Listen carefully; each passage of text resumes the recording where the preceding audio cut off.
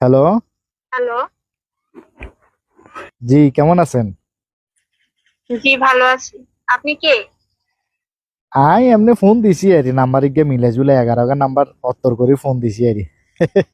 চিন্তা করলাম যে কাজ চাই কার কাছে যায়।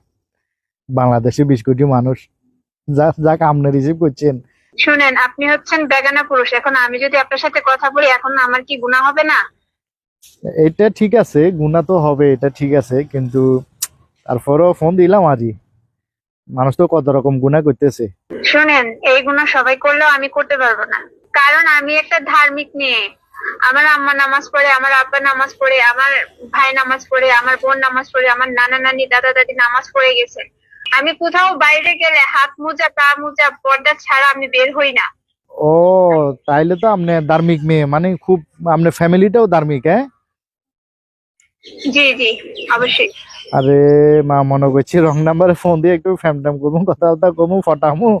অন দিয়ে যে একেবারে আমনে একেবারে মানে পদ্মাশীল মাইয়ের কাছে চলে গেছে, একটা বুজুর্গের কাছে চলে গেছে কল। যাক শুনেন, হ্যালো। জি, বলেন। আপনি যেহেতু পদ্মাশীল, আপনার ফ্যামিলি যেহেতু ধার্মিক, আমি একটা আপনার প্রশ্ন করি। জি, করেন।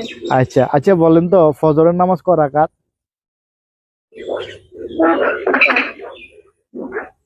ফজরের নামাজ। ফজরের নামাজ। আসলে ভাইয়া, আমি তো সকালে ঘুম থেকে উঠতে উঠতে 10টা 11টা বেজে যায়। ওই জন্য ফজরের নামাজ কত রাকাত বলতে পারতেছি না শিওর করে। আচ্ছা, আপনি এই পদ্মাশীল, এই ধার্মিক, হ্যাঁ? ফজরের নামাজ ক রাকাত হিন কইতেন হারেন না, আর আপনি ধার্মিক মাইয়া, ধার্মিক ফ্যামিলি। আচ্ছা। আয়া, হ্যালো। জি, বলেন ভাইয়া। তাইলে এই একটা কথা বলি, হ্যাঁ? জি। আপনার খালি মরণ বাকি, বুঝছেন না? আপনি মরার পরে সালসালায় জান্নাতে চলে যাবেন। আপনারা কেউ আটকাইতে পারতো না, বুঝছেন না? ফদ্দা মারানি।